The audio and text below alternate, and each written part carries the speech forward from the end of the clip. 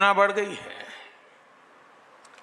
Mobile broadband speed के मामले में भारत एक समय था 118 से हम वहां पर अटके पड़े थे, आज 43rd पोजीशन पर पहुंच गए हैं।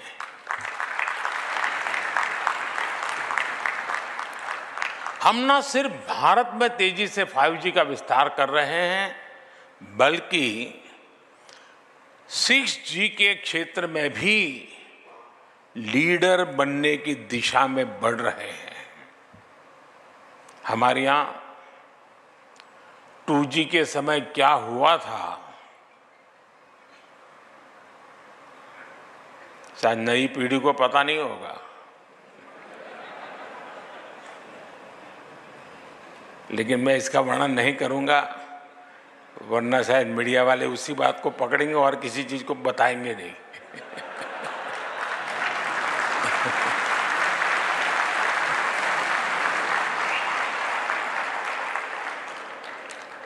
लेकिन ये जरूर कहूंगा कि हमारे कालखंड में 4G का विस्तार हुआ, लेकिन एक दाग भी नहीं लगा है।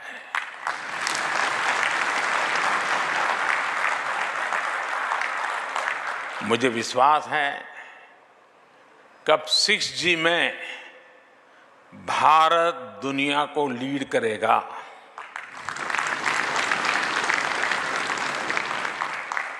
और साथियों, इंटरनेट कनेक्टिविटी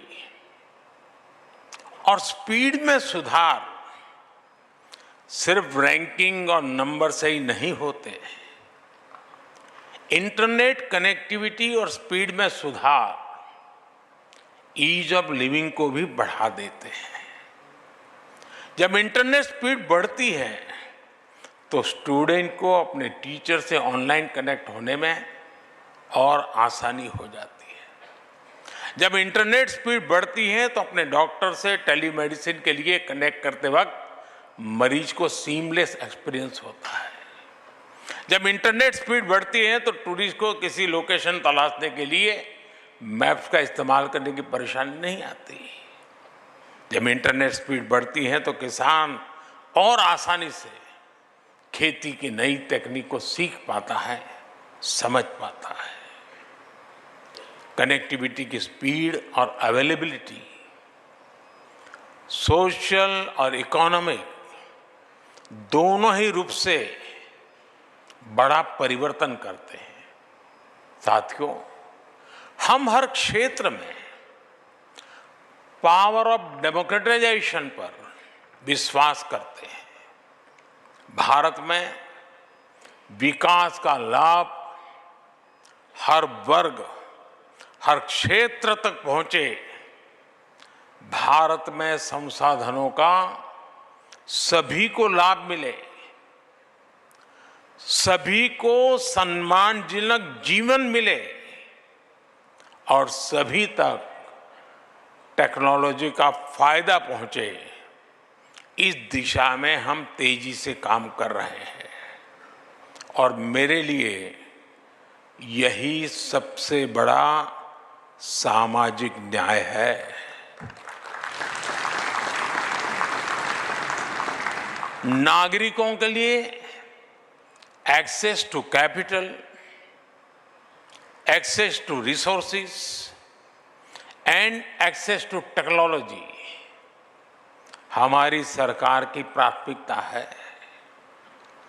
चाहे वो मुद्रा योजना के तहत कोलेटरल फ्री लोन्स की बात हो या स्वच्छ भारत के टॉयलेट्स की या जेम ट्रिनिटी से होने वाले डायरेक्ट बेनिफिट ट्रांसफर की, इन सभी में एक बात कॉमन है। ये देश के सामान्य नागरिक को वो अधिकार दिला रहे हैं जो उसे पहले मिलने मुश्किल थे। और निश्चित तौर पर इसमें टेलीकॉम टेक्नोलॉजी ने बड़ी भूमिका निभाई है। भारत नेट प्रोजेक्ट ने अब तक करीब 2 लाख ग्राम पंचायतों को ब्रॉडबैंड कनेक्टिविटी से जोड़ा है। हमारी अटल टिंकरिंग लैब्स के पीछे भी यही थॉट है। 10,000 लैब्स के जरिए हम करीब 75 लाख बच्चों को कटिंग एज टेक्नोलॉजी से जोड़ पाए हैं। मुझे विश्वास है कि एकेडमिक इंस्टीट्यूशंस में 100 5G यूज केस लैब्स शुरू होने के आज के अभियान से भी ऐसा ही एक व्याप बढ़ने वाला है। नई पीढ़ी को जोड़ने का एक बहुत बड़ा इनिशिएटिव है ये। किसी भी क्षेत्र से हमारे युवा जितना अधिक जुड़ेंगे, उस क्षेत्र के विकास की संभावना और उस व्यक्ति के विकास की संभावना उतनी ही अधिक होगी। ये लैब्स भारत के युवाओं को बड़े सपने देखने और उन्हें हासिल करने का विश्वास जगाती है। और मुझे पूरा भरोसा है कि हमारे युवा इसी भारत मंडपम में साइबर सिक्योरिटी के ग्लोबल थ्रेट्स पर गंभीर चर्चा हुई से वो हम दिला सकते हैं। फिलहाल ये तस्वीरें जब प्रदर्शनी का उद्घाटन किया, उसके बाद उसका अवलोकन किया प्रधानमंत्री नरेंद्र मोदी ने, और अब से थोड़ी देर बाद वो इंडिया मोबाइल कांग्रेस के 7वें संस्करण को संबोधित भी करेंगे। लेकिन उससे पहले सारी जानकारी लेते हुए किस तरीके से अलग अलग तकनीक जो है उसका विकास किया जा रहा है, इस तकनीक का किस तरह का जो इस्तेमाल है, जो उपयोग है वो किया जा सकता है, क्योंकि लगातार प्रधानमंत्री नरेंद्र मोदी अलग अलग मंच से जो नवाचार है, इनोवेशन है, उसका जिक्र भी करते रहे हैं। और अभी उसकी बानगी जो है वो अब हमें नज़र आने लगी है। खासतौर से युवाओं की बात की जाए, अलग अलग स्टार्टअप्स जो हैं तकनीकी रूप से वो अब हम देख सकते हैं। हर एक क्षेत्र में जो स्टार्टअप्स हैं वो अब बनते हुए नज़र आए हैं। शुभेंदु जी, खासतौर से अगर देखा जाए जो तकनीकी विकास हुआ है, लेकिन जब हम इनोवेशन की बात करते हैं, नवाचार की बात करते हैं, तो एक आवश्यकता थी कि शायद एक पुश यहाँ भी चाहिए था, और वही अब पुश मिला है, बढ़ावा मिला है, प्रोत्साहन मिला है, तभी लगातार इनोवेशन के क्षेत्र में हम मान सकते हैं कि आगे बढ़ रहे हैं। बिल्कुल, अगर आप इनोवेशन की बात करें तो जो इनोवेशन आता है वो ग्राउंड लेवल, ग्राउंड जीरो से आता है, जिसे हम कहते हैं। जो यंग माइंड्स होते हैं, उनकी जो एक नई सोच होती है, जिनके दिमाग में बंधन नहीं होता है कि हम ऐसा करेंगे तो क्या होगा, वैसा करेंगे तो क्या होगा, और वो होता है आपके जो ग्राउंड लेवल, जो कॉलेज है, जब आपका माइंड, एक यंग स्टूडेंट का माइंड फ्रेश होता है, वो एक नई सोच के साथ सोच पाता है। तो जो वो ओवरऑल जो प्रोत्साहन दिया गया है, जो ओवरऑल इकोसिस्टम और प्लेटफॉर्म क्रिएट किया गया है कि हर कॉलेज के अंदर जो अटल लैब्स चल रही हैं, जो इनोवेशन लैब्स का निर्माण किया गया है, वो ग्राउंड लेवल पे काम हुआ है। अगर आप जाके अगर उसका एक सर्वे कराएंगे तो आपको पता चलेगा कि किस तरीके से एक ग्राउंड लेवल पे जो चेंजेस आए हैं, जो एक थॉट प्रोसेस में एक चेंज आया है स्टूडेंट के। पहले आज से अगर आप 10-15 साल पहले की अगर आप देखेंगे, लोगों से बात करेंगे जो पास आउट हुए थे 2000-2003 में, उनके दिमाग में ये होता था कि हम कैसे कॉलेज पास करें और हमारे को कैंपस प्लेसमेंट में जॉब मिल जाए और हमारी लाइफ सेट हो जाएगी। एक वो सोच हुआ करती थी कि हमारी लाइफ सेट हो जाएगी। अगर आप आज के टाइम में, पिछले 5 सालों में, 10 सालों में जो चेंज हमने देखा है कॉलेज लेवल पे, आज के टाइम में आज का युवा जो है, जो इंजीनियरिंग की पढ़ाई कर रहा है, उसके दिमाग में ये नहीं है कि मुझे किस तरीके से मैं अपना सेमेस्टर में एग्जाम पास करूंगा और किस तरीके से मुझे प्लेसमेंट मिल जाएगी और मेरी लाइफ एक बहुत बेहतर हो जाएगी। वो एक गलत चीज नहीं है, बट जो एक चेंज आया है, जो एक जो ह्यूमन माइंड के अंदर जो एक इग्नाइट हुआ है, जिसमें एक नया जोश और जुनून, एक नई ऊर्जा हम कह सकते हैं शुभेंदु जी, कि हमें कुछ अलग करना है, हमें कुछ नया करना है, और जैसा प्रधानमंत्री कहते हैं कि यही समय है, सही समय है।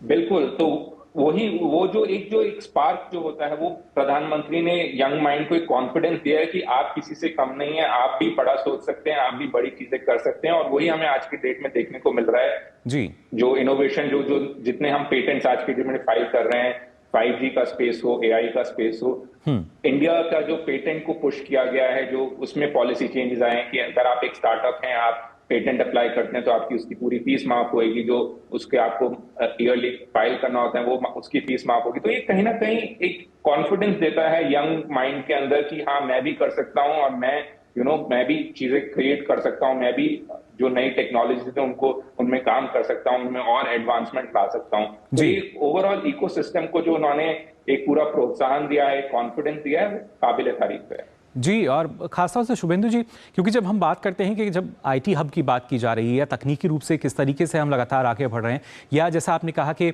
ये तमाम वो क्षेत्र हैं जिनके जरिए हम अभी जो 5वें स्थान पर है हमारे देश की अर्थव्यवस्था, वो 3रे स्थान पर पहुंच सकती है। लेकिन ऐसे में जब एक आम आदमी की बात कही जाती है, एक आम नागरिक को हम देखें, तो कहीं ना कहीं सामाजिक उत्थान जो है वो भी इससे जुड़ा हुआ है, क्योंकि अलग तरीके से जो देखने का नज़रिया है या जो भारत के प्रति अभी तक हम देखते थे दूसरे देशों का नज़रिया, लगातार उसमें भी एक बदलाव हम देख पा रहे हैं। बिल्कुल, ये टेलीकॉम एक ऐसा क्षेत्र है जिसमें जो कि लास्ट माइल तक जॉब क्रिएट करता है, जो अपॉर्चुनिटी देता है। अगर आप मैं सिंपल सा उदाहरण शेयर करना चाहूंगा। अगर आप एक टेलीकॉम टावर किसी छोटे गांव में लगाना जाना चाहते हैं तो वो किस तरीके से जो जॉब क्रिएट करता है। पहले आपको वहां की लोकल लेबर चाहिए जो कि वो टावर इंस्टॉल कर सके, वहीं की लोकल लेबर फिर आप जो मैन पावर है वो आप हायर करेंगे उसको मेंटेन करने के लिए। जी। जो जॉब लेवल क्रिएशन होता है, लास्ट माइल जिसे हम कहेंगे कि जो बिल्कुल जो लास्ट माइल है वहां पर टेलीकॉम इंफ्रास्ट्रक्चर जो क्रिएट होता है, तो एक तो टेलीकॉम से डायरेक्ट रिलेटेड जॉब्स वहां पर आती हैं। सेकेंड लेवल ऑफ इफेक्ट आता है कि जब वहां पर कनेक्टिविटी आ गई है, जब वहां पर आपने एक छोटे से गांव, छोटे से कस्बे को आपने इंटरनेट से जोड़ दिया है, तो किस तरीके से second level of jobs create करता है। अब आप देखेंगे घर घर में आजकल सोशल मीडिया के इन्फ्लुएंसर्स खड़े हो गए हैं, कितना वो लोग अपना ऑनलाइन कंटेंट क्रिएट करके जो अपना घर चला रहे हैं आज के टाइम में, वो बहुत बड़ा नंबर है। वो कहीं ना कहीं second level of job create होते हैं। जी शुभेंदु जी, क्या ये उस विजन को हम मान सकते हैं जिसमें प्रधानमंत्री कहते हैं कि देश के अंतिम छोर तक, अंतिम व्यक्ति तक कोशिश यही है कि जो योजना है या सुविधाएं हैं उसका लाभ पहुंचे? बिल्कुल बिल्कुल, ये उसी की दिशा में मैं जा रहा था। आपने बिल्कुल सही इस चीज को लेके आए कि जो पायदान में आखिरी पर्सन जो खड़ा है लाइन में, उस तक बेनिफिट पहुंचे, चाहे वो सरकार की नीतियां हो, चाहे वो डिजिटल सर्विसेज के तहत उसको प्रोवाइड करने जा रही वाली धनजन जो बैंकिंग योजना है वो हो, जो टेलीमेडिसिन जो चल रही हैं वो हो, उसकी बेनिफिट मिल सके, चाहे वो आपको एजुकेशन सेक्टर से रिलेटेड हो, उनके बच्चे पढ़ाई कर पाए, ऑनलाइन आके नई नई चीजें यूट्यूब पे सीख पाए। तो कहीं ना कहीं ये पूरा उसी के तहत एक इकोसिस्टम जो क्रिएट हुआ है, ये हमें आने वाले दशकों तक हमें फायदा देने वाला है। जी, और खासतौर से यहाँ पे शुभेंदु जी, हम तस्वीरें भी दिखा रहे हैं अपने दर्शकों को। प्रधानमंत्री नरेंद्र मोदी ने जो यहाँ उद्घाटन किया था इस प्रदर्शनी का, जिसमें उन्होंने अवलोकन किया की सोच कैसी है, और ड्रोन का ये भी उपयोग हो सकता है। हनुमान जी को इस रामायण के जो मंचन हो रहा था ना, तो हनुमान जी को जड़ी बूटी लेने के लिए जाना था, तो उन्होंने ड्रोन पर हनुमान जी को भेजा।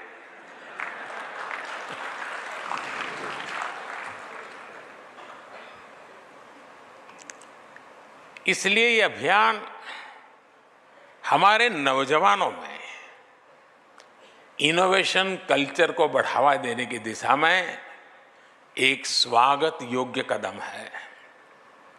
फ्रेंड्स, बीते कुछ वर्षों में भारत की सबसे महत्वपूर्ण सक्सेस स्टोरीज में हमारा स्टार्टअप इकोसिस्टम भी एक बहुत महत्वपूर्ण स्थान ले चुका है। तो यहाँ स्टार्टअप वाले क्या कर रहे हैं? बहुत कम समय में हमने यूनिकॉर्न्स की सेंचुरी लगाई है और हम दुनिया के टॉप 3 स्टार्टअप इकोसिस्टम में से एक बने हैं। –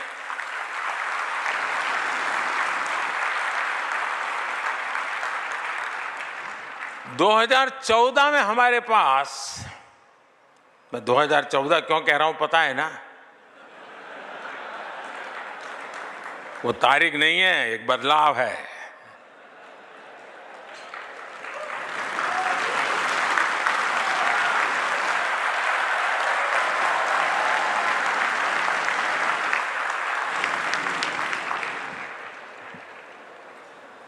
2014 के पहले भारत के पास कुछ 100 स्टार्टअप थे, कुछ 100, लेकिन अब ये संख्या 1 लाख के आसपास पहुंच गई है।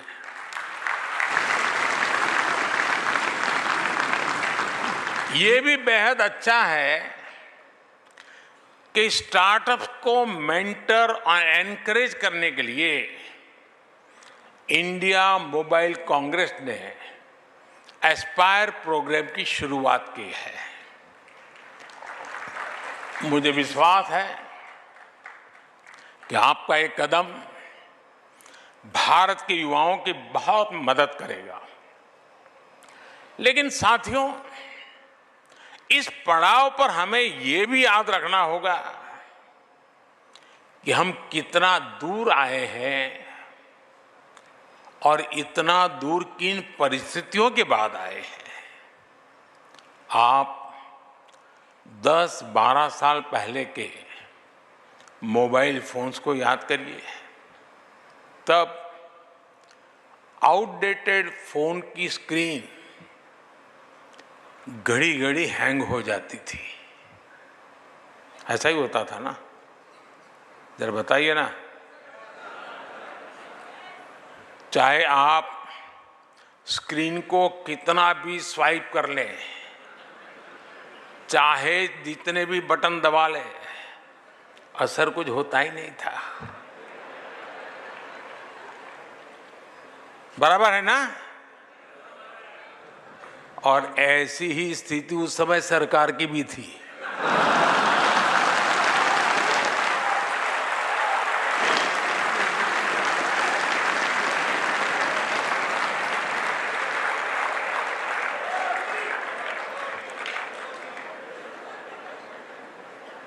उस समय भारत की अर्थव्यवस्था का, या कहें या तब की सरकार ही हैंग हो गए वाले मोड में थी।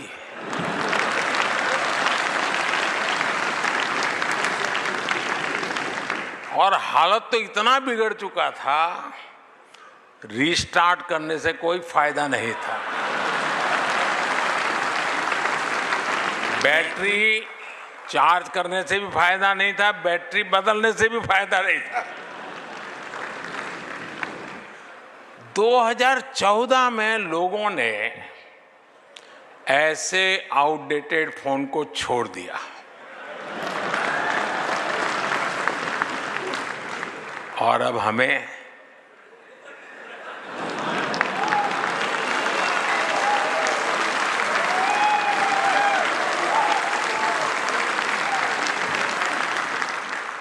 सेवा करने का अवसर दिया। इस बदलाव से क्या हुआ वो भी साफ दिखता है। उस समय हम मोबाइल फोन्स के इंपोर्टर थे, आज हम मोबाइल फोन के एक्सपोर्टर है। तब मोबाइल मैन्युफैक्चरिंग में हमारी प्रेजेंस ना के बराबर थी, लेकिन आज हम दुनिया के दूसरे सबसे बड़े मोबाइल मैन्युफैक्चरर है। तब इलेक्ट्रॉनिक मैन्युफैक्चरिंग के लिए कोई क्लियर विजन नहीं था। आज हम इलेक्ट्रॉनिक मैन्युफैक्चरिंग में करीब 2 लाख करोड़ रुपए का एक्सपोर्ट कर रहे हैं। आपने देखा है कि गूगल ने भी हाल ही में ये घोषणा की है कि वो अपने पिक्सल फोन्स भारत में बनाएगा। सैमसंग के फोल्ड 5 और एप्पल के आईफोन 15 पहले ही भारत में बनना शुरू हो गया है। आज हम सबको इस पर गर्व है कि पूरी दुनिया मेड इन इंडिया फोन्स का इस्तेमाल कर रही है। साथियों, आज जरूरत है कि हम मोबाइल और इलेक्ट्रॉनिक मैन्युफैक्चरिंग में अपनी सफलता को और आगे बढ़ाएं। टेक इकोसिस्टम में हार्डवेयर और सॉफ्टवेयर दोनों की सफलता के लिए जरूरी है कि हम भारत में स्ट्रॉन्ग सेमीकंडक्टर मैन्युफैक्चरिंग सेक्टर का निर्माण करें। सेमीकंडक्टर्स के डेवलपमेंट के लिए सरकार ने पहले ही करीब 80,000 करोड़ रुपीस की पीएलआई स्कीम चलाई है। आज विश्व भर की सेमीकंडक्टर कंपनियां भारतीय कंपनियों के साथ मिलकर सेमीकंडक्टर असेंबली और टेस्टिंग फैसिलिटीज में इन्वेस्ट करना शुरू कर दिया है। भारत का सेमीकंडक्टर मिशन सिर्फ अपनी डोमेस्टिक डिमांड ही नहीं, दुनिया की जरूरत पूरी करने के विजन पर आगे बढ़ रहा है। साथियों, विकासशील देश से विकसित देश होने के सफर को अगर